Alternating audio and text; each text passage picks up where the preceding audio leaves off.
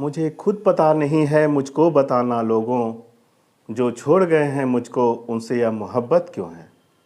पता नहीं पिछले ज़माने के लोगों से मुझको ये बेपनाह मोहब्बत क्यों है।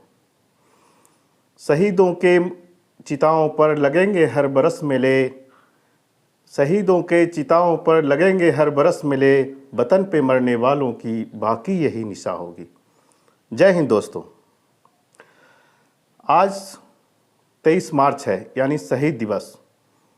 आज ही के दिन 23 मार्च 1931 को अंग्रेज़ों ने महान स्वतंत्रता सेनानी भगत सिंह, राजगुरु और सुखदेव को फांसी दिया गया था। भारत के तीनों महान सपूतों को मेरे एकलव्य विद्याग्राम की तरफ से, मेरे तरफ से कोटि कोटि नमन, कोटि कोटि श्रद्धांजलि। अब भी जिसका खून न खौले वो खून नहीं वो पानी है, जो देश का काम ना आए वो बेकार जवानी है। भगत सिंह का जन्म 28 दिसंबर 1907 को बंगा नामक ग्राम में हुआ था। लॉयलपुर के बंगा नामक ग्राम में हुआ था। उनके पिता का नाम सरदार किशन सिंह और उनके माता का नाम विद्यावती कौर था। 13 अप्रैल 1919 को हुए जालियांवाला हत्याकांड ने वीर भगत सिंह पर एक गहरा प्रभाव डाला था। उस समय वह 12 वर्ष के थे।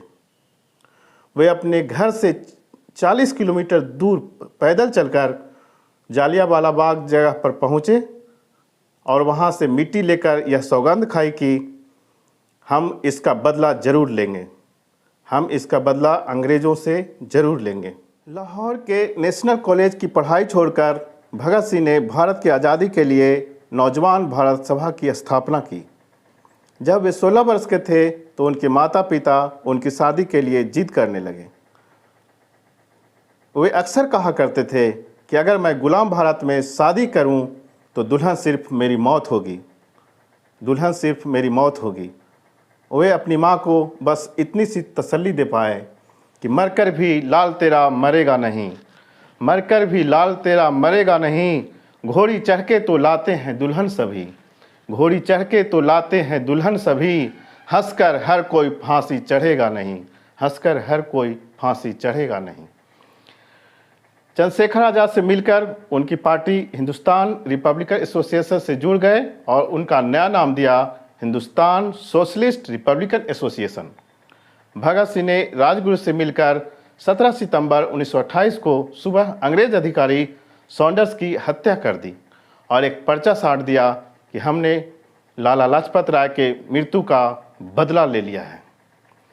8 अप्रैल 1929 को दिल्ली स्थित सेंट्रल असेंबली में भगत सिंह और बटुकेश्वर दत्त ने बम फेंके और पर्चे फेंके।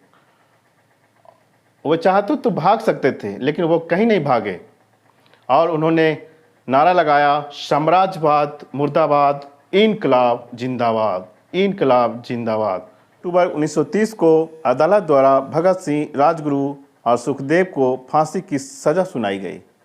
जेल में रहते हुए उन्होंने एक किताब लिखी, वाई आई एम एथिस्ट, मैं नास्तिक क्यों हूँ। जेल में भगत सिंह और उनके साथियों ने 64 दिन का भूख हड़ताल किया। उसके एक साथी यतीनाथ दास भूख के कारण प्राण त्याग दिए। 3 मार्च 1931 को भगत सिंह ने अपने परिवार को लिखे एक पत्र में कहा था, उन्हें यह फिक्र है हरदम नई तर्ज ए जफ़ा क्या है, हमें यह शौक़ है देखें सितम की इम्तहां क्या है। दहर से क्यों खफा हो रहें, दहर से क्यों खफा रहें, चरख का क्या गिला करें। सारा जहां अदू सही, आओ मुकाबला करें, आओ मुकाबला करें। क्या आप कल्पना कर सकते हैं एक हुकूमत जिसका दुनिया में इतने बड़े हिस्से पर राज हो, जिसके बारे में कहा जाता था कि उसके शासन में सूरज कभी डूबता नहीं। इतना ताकतवर हुकूमत 23 साल के एक नौजवान से भयभीत हो गया। क्या आप सोच सकते हैं? एक अंग्रेज अधिकारी रॉबर्ट और पार्कर ने भगत से मिलकर ये कहा था कि आप माफ़ी मांग लो, आपकी फांसी टल जाएगी। उनकी बात सुनकर वो कुछ नहीं बोले और मुस्कुरा रहे थे, मानो वो कह रहे थे, गुरु रे बेखबर ये बात तुझको कौन समझाए, गुरु रे बेखबर ये बात तुझको कौन समझाए, वो सर झुक ही नहीं सकता, वो सर झुक ही नहीं सकता जिसे कट जाना आता है, जिसे कट जाना आता है। बल्कि भगत सिंह ने अंग्रेज़ों से अपील की कि मुझे फांसी न दी जाए, बल्कि मुझे बीच चौराहे पर गोली मार दिया जाए, बीच चौराहे पर गोली मार दिया जाए। मैं अपराधी नहीं हूँ, मैं भारत माँ का एक सिपाही हूँ, मुझे बीच चौराहे पर गोली मार दी जाए। ये युद्ध का विधान है, गोली के मरने में सिपाहियों की शान है, सिपाहियों की शान है। फांसी से पहले देश के नाम उन्होंने एक चिट्ठी लिखी थी, वो चिट्ठी मैं आपके सामने पढ़ना चाहता हूँ। साथियों, स्वाभाविक है, जीने की इच्छा मुझ में भी होनी चाहिए, मैं इसे छिपाना नहीं चाहता हूँ, लेकिन मैं एक शर्त पर जिंदा रह सकता हूँ कि कैद होकर या पाबंद होकर न रहूँ। मेरा नाम हिंदुस्तान क्रांति का प्रतीक बन चुका है। क्रांति दलों के आदर्शों ने मुझे बहुत ऊंचा उठा दिया है, इतना ऊंचा कि जीवित रहने की स्थिति में मैं इससे ऊंचा नहीं हो सकता हूँ। आज मेरी कमजोरियाँ जनता के सामने नहीं हैं। अगर मैं फांसी से बच गया तो क्रांति का प्रतीक मध्यम हो जाएगा या संभवतः मिट जाए।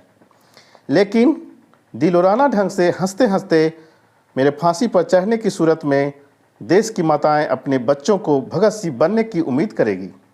इससे आज़ादी के लिए कुर्बानी देने वाले की तादाद इतनी बढ़ जाएगी कि क्रांति को रोकना साम्राज्यवाद या तमाम शैतानी शक्तियों के बूते की बात नहीं होगी।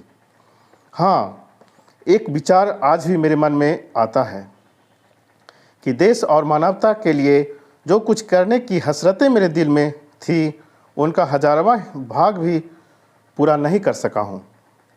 अगर स्वतंत्र जिंदा रह सकता तो उन्हें करने का अवसर मिलता और मैं अपनी हसरतें पूरी कर सकता। इसके सिवाय मेरे मन में कभी कोई लालच फांसी से बचे रहने की नहीं आया। मुझसे अधिक भाग्यशाली कौन होगा। आजकल मुझे खुद पर बहुत गर्व है। अब तो बड़ी बेताबी से अंतिम परीक्षा का इंतज़ार है। कामना है कि ये और नज़दीक हो जाए। शायद इनकी चाह भगवान सुन रहे थे। फांसी की तारीख 24 मार्च 1931 को रखी गई थी, लेकिन आंदोलन भड़कने के डर से अंग्रेज एक दिन पहले 23 मार्च 1931 को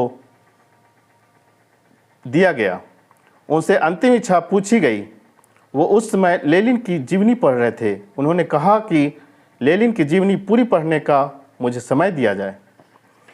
फांसी पर जाते समय तीनों दोस्त भगत सिंह, राजगुरु एवं सुखदेव गा रहे थे, मेरा रंग दे बसंती चोला, मेरा रंग दे बसंती चोला, माय मोहे रंग दे बसंती चोला। फांसी के बाद मानो उनकी अंतरात्मा ये कह रही हो, ऐ दुल्हन मैं राख बन सतलज नदी में बह गया, ऐ दुल्हन मैं राख बन सतलज नदी में बह गया, पूछ मत तेरी जुदाई दिल में कैसे सह गया, पूछ मत तेरी जुदाई दिल में कैसे सह गया, है शहादत की खुशी, है शहादत की खुशी पर जाते जाते दुख भी है सदा शहादत की खुशी पर जाते जाते दुख भी है ये आज़ादी तेरा घूंघट उठाना रह गया, है ये आज़ादी तेरा घूंघट उठाना रह गया। और तीनों सदा सदा के लिए अमर हो गए। जय हिंद। अगर आपको अच्छा लगता है तो आप शेयर कीजिए, सब्सक्राइब कीजिए, लाइक कीजिए।